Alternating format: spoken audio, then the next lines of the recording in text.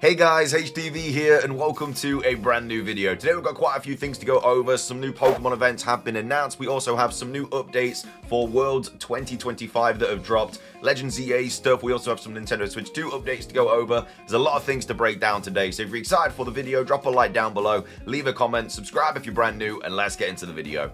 So, starting things off, let's go over a couple of new events that have been announced, both for Pokemon Scarlet and Pokemon Violet. And the first one is a brand new mystery gift. We've got Cerebi here tweeting out saying, Cerebi update, the Pokemon Scarlet and Violet Wolfie Glix Incineroar distribution to celebrate the North International Championships has been released. The code is NA1C25C0NPER1SH. And this runs until the 20th of June 2025 at 23:59 UTC. So you've got 4 days to redeem this Incineroar. It is of course going to be a competitive Incineroar ready to use online, and Incineroar is already a pretty good mon to use anyway, so definitely worth getting that. I don't know why we've got a little bit longer to get this one than usual, because you usually only get like the weekend. But for some reason, they've given you like a week to get this one. But either way, it's a free competitive Incineroar. May as well pick it up. And then as well as that, we have a new raid event announced for Pokemon Scarlet and Pokemon Violet as well.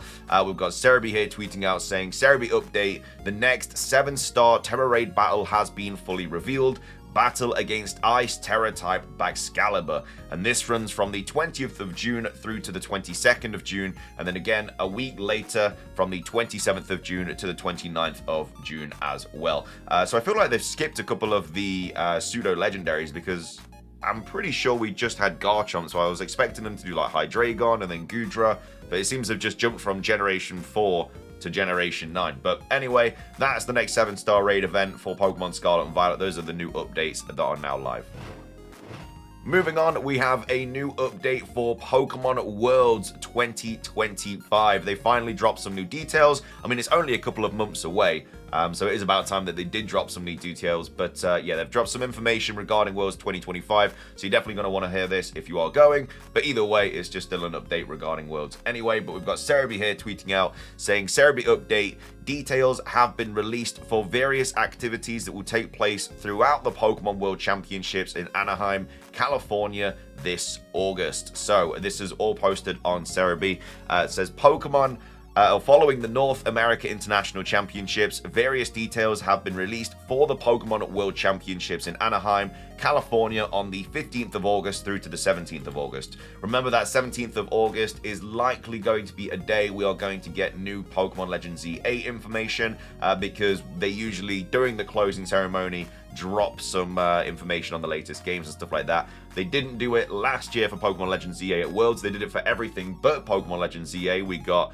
trainer cards for TCG, we got Pokemon Unite, Pokemon Go, Pokemon everything but Pokemon Legends EA. But this year it's very likely that they're going to drop like maybe a new Mega Evolution or some sort of new trailer for Pokemon Legends EA. And they're probably going to drop some champion stuff as well. Even though we are getting a Presents next month for the July 22nd, they are still going to most likely drop some stuff in August as well, because they usually do. So yeah, remember the date, 17th of August. We'll be streaming it anyway, but just remember to kind of save that date, because it's a new Pokemon information day, very, very likely. Then goes on to say, Pokemon Center signups are scheduled to start soon. So there will be various fan activities that will take place at the in the tournament hall and around the venue. They are as follows. So there will be a cosplay showcase where players can showcase their created cosplay and will be able to show them off. You need to apply by the 28th of July 2025. There will be a collect and trade corner where players can trade items such as playmats and cards. For these first time, there will also be a Pokemon TCG Pocket trade area. And then it says there will also have a dedicated area where you can go and trade official pins and with other attendees. So I'm making so many mistakes. The text is so small. I don't know why. There will also be staff with pin lanyards to trade, and there will be various panels featuring TCG artists, Pokemon Center lines, and more. An official schedule will be released soon. There will also be special guests at the event, including VIPs from the Pokemon Company, Pokemon TCG artists, Pokemon partners, and more. There will be autographs in an autograph room where you can meet them as well. and there'll be creator meet and greets where you can meet various content creators all weekend long. There'll be character meets and greets to meet Pokemon such as Pikachu. There'll be merchants in the tournament hall who will be selling various items and Pokemon products. And then also finally there'll be an activity zone which features fun and games for attendees of all ages. These include workshops. So that's all the information that you kind of need to know about. If you are going to Pokemon Worlds in August, there's also going to drop like more information about it, hopefully relatively soon. Because like I say, it's literally 2 months until that happens. And then as well as that, there is a new TCG promo card that is also dropping for Pokemon Worlds 2025. I've got Cerebi here tweeting out, saying Cerebi update, the Pokemon World Championships 2025 World Celebration promo card has also been revealed. So yeah, it looks like that. A lot of people are saying it should be in Pocket as well. It might also get dropped in Pocket. It wouldn't be a great card in Pocket because it only does 30 damage and it costs 3 energy. And it only obviously has 70 HP as well, but it could be like a fun little promo card that you get to celebrate Worlds 2025. But the details for this are coming soon as well. So I don't know if they're going to make this online, like on the Pokemon Center, or if it's just going to be something that you get if you go to Worlds 2025. But either way, those are all of the Worlds updates. Like I say, 17th of August is very likely going to be a day we get some more information. So yeah, that's obviously, if you're not going to Worlds 2025, you'll be able to watch it all weekend long. And then, of course, the closing ceremony is where they're going to drop some new information. But anyway, those are the latest updates for Pokemon Worlds 2025. Moving on, we have a Nintendo Switch 2 update to go over. We have Nintendo Soup here posting, saying Nintendo Switch 2 automatically disables Rumble after prolonged use. So I didn't know this was a thing, but apparently it is. So maybe it detects if it's using Rumble too much. It could like maybe damage the controller or something, so it just turns it off on its own. So Nintendo Switch 2 automatically disables Rumble after prolonged use.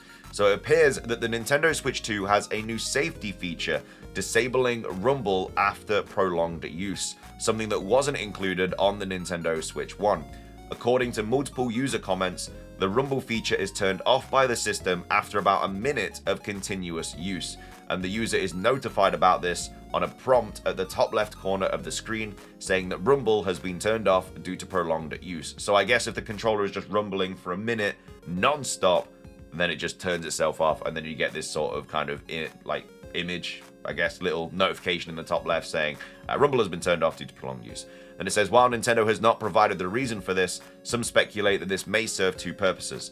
Prolonged exposure to vibrations may be harmful to the user's hands, so disabling the feature after continuous use can be beneficial for health, and the Rumble motor may overheat if it's used for prolonged periods of time. So this feature helps to keep the motor stable. So yeah, didn't know that. Again, I don't know why you'd have a controller rumbling for a minute long. Maybe if something makes your controller rumble, then all you have to do is like click A and then you don't do it. I don't even know, but apparently it happens in Legend of Zelda at some point. So yeah, that's just something that will happen. Again, if it does turn itself off and it pops up with that, don't worry, it's kind of been put in there as a safety procedure. It doesn't mean your controller or your Switch 2 is breaking. It's literally been put there on purpose. So anyway, that's one of the Nintendo Switch 2 updates for today's video. Moving on, we have this post to quickly go over from Cell Silver Art regarding Pokemon Legends ZA, and it is regarding the sort of box art for Pokemon Legends ZA in comparison to Pokemon Legends Arceus. So we have Soul Silver Art here saying, I think Pokemon Legends ZA's box art featuring the ZA Royale at night as opposed to Pokemon Legends Arceus' daytime art says a lot about the game. I mean, if you just kind of compare the two sort of cover arts, just straight off the bat, you can see a massive difference. Like I say, this one looks a little bit more like, I guess, free and, I don't know, like refreshing. Like the vibes are very positive, whereas the bottom one's kind of like a little bit more dangerous. You know, you're kind of in this sort of smaller setting. There's a battle going on. You're kind of cramped up with all these different things on screen. So you obviously have that. And then it says, it tells us that the focus of this game is battling instead of the daytime capturing / filling decks feature that was the focus of Pokemon Legends Arceus. So yeah, with Legends Arceus, obviously your whole point is to catch everything, fill the Pokedex, and then kind of do all the research and stuff.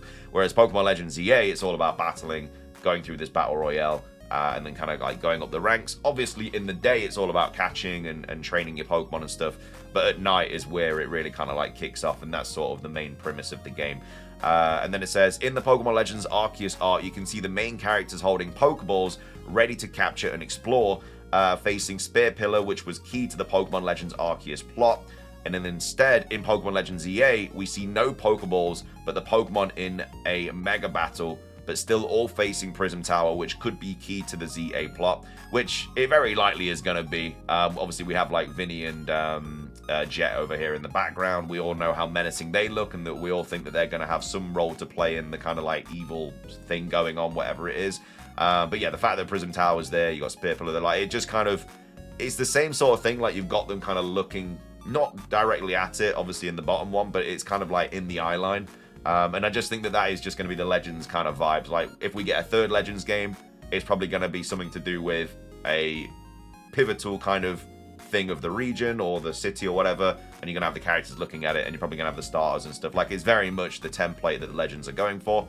And then it says, obviously, the Pokemon Legends Arceus catching feature is still part of the game with Wild Zones and Move and more, but this is telling us it's not the focus. So, yeah, like I say, just wanted to quickly go over that just to kind of show the comparison of Pokemon Legends ZA to Pokemon Legends Arceus. Not long until this game comes out, not long until we get some new information about this game. Hopefully we get something this month, but if not, we're guaranteed something in July, and then hopefully something in Worlds 2025. But anyway, just wanted to quickly go over that for Pokemon Legends ZA. Finishing things off for today's video, we have another quick bit of information to go over for the Nintendo Switch 2. This time it comes to us from Eurogamer. It says Nintendo likely to become primary partner for third-party game publishers over next gen, analyst firm expects, which is quite a bold statement to be fair, because PlayStation 5 and Xbox are still going strong. So the fact that the third-party kind of game publishers would make the Switch 2 the primary partner is a bold thing to say. But yeah, Nintendo likely to become primary partner for third-party game publishers over next-gen, analyst firm forecasts. So Switch 2 set to sell 100 million in 5 years. It says Nintendo will likely be the primary partner for third-party game publishers on console in 5 years, an analyst firm has forecast, by which time the Switch 2 will have hit 100 million units sold. And then a fresh report on the coming year in video games and beyond from veteran firm DFC Intelligence states that Nintendo is likely to beat its own forecast for Switch 2 sales this year, albeit slightly. Nintendo has said it expects to shift 15 million Switch 2 consoles before the 31st of March 2026. I mean, it already sold, you know, nearly 25% of that, which is absolutely ridiculous. Though DFC forecast Nintendo will be, in reality, likely sell 16 million, enough to say it has beat expectations. With supply chain improvements, sales could be even higher still, as many as 20 million, DFC believes. Reflecting its historically conservative approach to new product forecasting, Nintendo is estimating sales of 15 million Switch 2 units through the end of its fiscal year in March 2026, DFC wrote in its report shared with Eurogamer. When the original Nintendo Switch launched in March 2017, Nintendo initially projected 10 million units for the fiscal year, but ultimately sold 15 million units in that period. So, massive, like 50% boost. Based on that track record, the fact that Nintendo is forecasting a 15 million unit number gives us confidence that they will be able to ramp up supply and navigate tariff challenges. Again, that's still like a massive kind of black cloud over this whole situation. Like, what are these tariffs gonna do? You know, if no deals are made or whatever, then the Switch 2 is going to jump up in price, and then people obviously just not going to be able to afford it. I mean, it's already expensive. So the fact that, you know, if we got like an extra 30% increase to that price, it's just going to obviously hurt sales because people just aren't going to be able to afford it. And then it says, with the delay of GTA 6 to 2026, the launch of Switch 2 will be the year's biggest driver of video game spending, particularly so in Japan. DFC expects when Nintendo has a competitively priced local model for that market. Looking to the future, DFC says Switch 2 will hit 100 million sales by 2029 and be the leading console system at that time.